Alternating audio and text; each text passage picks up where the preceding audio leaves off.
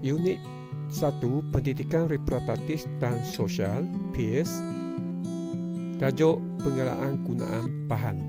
Selepas topik ini, pelajar dapat menghuraikan risiko penyalahgunaan bahan,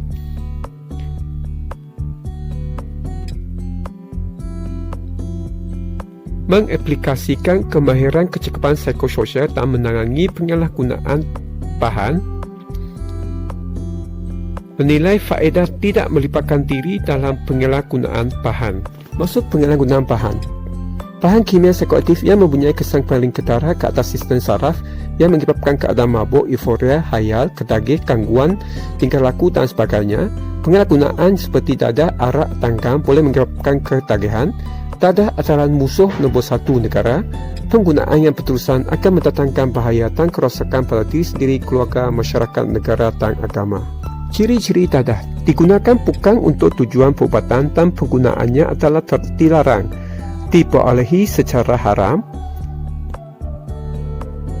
membawa kepada pengandungan fizikal dan psikologikal dan meningkatkan daya tahan terhadap dadah, dan dadah mendatangkan kesan-kesan buruk bahaya ke atas kesihatan dan fungsi sosial.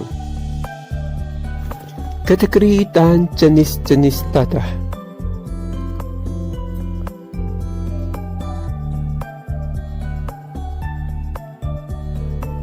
Kategori dadah jenis stimulan. Contohnya morfin, candu, dan heroin.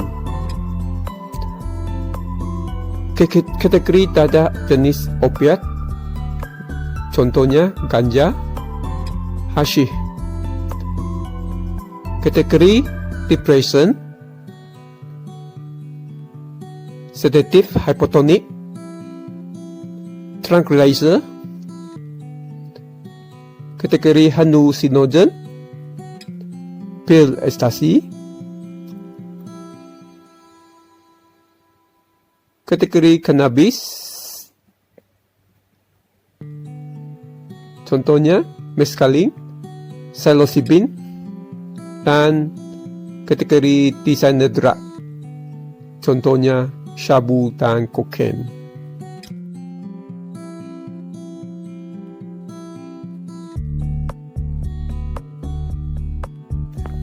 Penyalahgunaan bahan boleh menyebabkan seseorang individu berisiko dengan masalah kesihatan, kegiatan antisosial dan perbuatan jenayah. Bahan-bahan yang disalahgunakan boleh memudaratkan kesihatan dan menyebabkan seseorang individu yang terlibat mudah hilang pertimbangan dan melakukan perkara-perkara di luar jangkaan.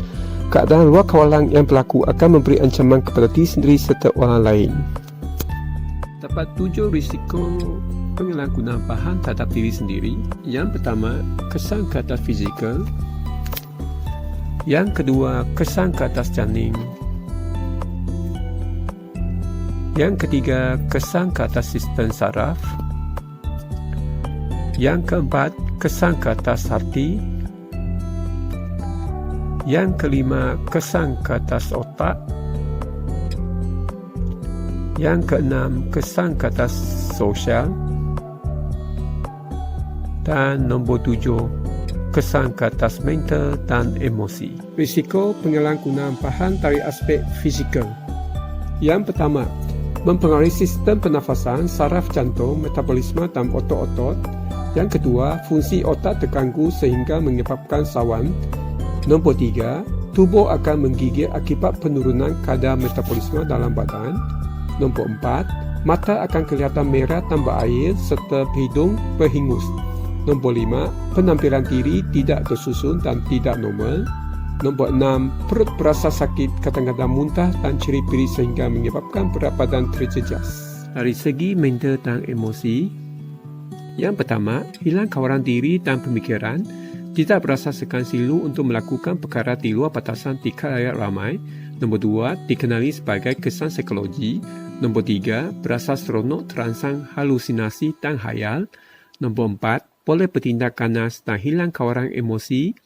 Nombor 5, mengalami gangguan mental dan menjadi tidak waras. Dan yang keenam, berasa keluh kesah, gian dan amat menderita jika tidak mendapat bekalan bahan terlarang. Kesan penyalahgunaan bahan terhadap hati. Mengurangkan kemampuan hati untuk berfungsi dengan sempurna.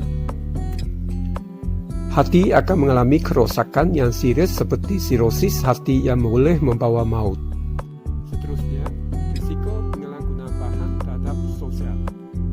Yang pertama, hilang minat dan tidak mempedulikan tanggungjawab terhadap diri sendiri, keluarga serta masyarakat sekeliling. Nombor 2, prestasi dan disiplin kerja akan merosot. Nombor 3, bersikap tidak menghiraukan kesihatan diri.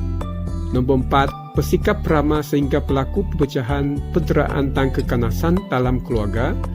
Nombor 5, lebih suka hidup menyendiri. Dan yang ke-6, di sisi keluarga dan masyarakat. Risiko penyalahgunaan bahan terhadap otak. Yang pertama, bahan terlarang akan mengawal minda dan merosakkan pemikiran. Nombor 2, hilang rasa malu, fikiran penceramah dan pergerakan menjadi tidak terkawal. Nombor 3, suka menerima pengajaran, membentuk idea spontan, menumpukan fikiran dan membuat pertimbangan dengan teliti. Dan yang keempat, semakin banyak bahan terlarang dalam badan, fungsi otak semakin tidak terkawal sehingga tidak sedarkan diri dan boleh mengakibatkan kematian. Risiko penyalahgunaan bahan terhadap janin. Yang pertama, saiz kepala terlalu kecil berbanding tubuh. Yang kedua, mengalami kekurangan berat badan. Yang ketiga, keadaan muka yang rata dan kelemahan pada sendi-sendi otot. Dan yang keempat, mengalami kecacatan. Sehubungan itu, setiap individu bertanggungjawab mengaplikasikan kemahiran kecakapan psikososial dalam menangani risiko penyalahgunaan bahan. Yang pertama, kesedaran diri merupakan aspek penting untuk mengelakkan diri daripada terjebak dengan attitude penyalahgunaan bahan. Penting untuk membentuk minda yang positif agar sentiasa dapat membuat keputusan dengan pemikiran yang rasional.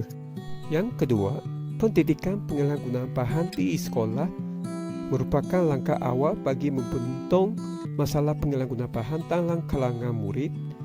Pendidikan penyalahgunaan bahan pada dasarnya bertujuan mendidik, memberi maklumat dan membentuk masalah ini daripada mengancam dan menggugat institusi kekeluargaan, masyarakat dan negara. Yang ketiga, hubungan kekeluargaan dan interpersonal memainkan peranan penting dalam memastikan ahli keluarga tidak terjebak dalam masalah penyalahgunaan bahan. Sikap mengambil berat, bertanggungjawab dan penyanyian serta berkomunikasi yang baik dalam kalangan ahli keluarga mampu mengelakkan diri daripada risiko penyalahgunaan bahan. Yang keempat, pihak kerajaan dan badan bukan kerajaan boleh memainkan peranan dalam usaha mengurangkan masalah penyalahgunaan bahan melalui program, kempen kesedaran, motivasi serta hebahan media cetak dan sosial. Faedah tidak melibatkan diri dalam penyalahgunaan bahan. Yang pertama, prestasi akademik akan lebih baik serta hubungan sosial dengan rakan dan masyarakat lebih mesra. Yang kedua, status kewangan juga akan lebih stabil serta dapat mengelakkan perpecahan keluarga. Nombor 3, sihat dari segi mental dan emosi serta penampilan diri lebih kemas dan menarik. Nombor 4, prospek pekerjaan juga lebih baik serta dapat mengembang dan berjasa kepada masyarakat dan negara. Dan yang kelima, dapat mengelakkan daripada melanggar undang-undang yang mungkin akan menyebabkan kita dipenjarakan.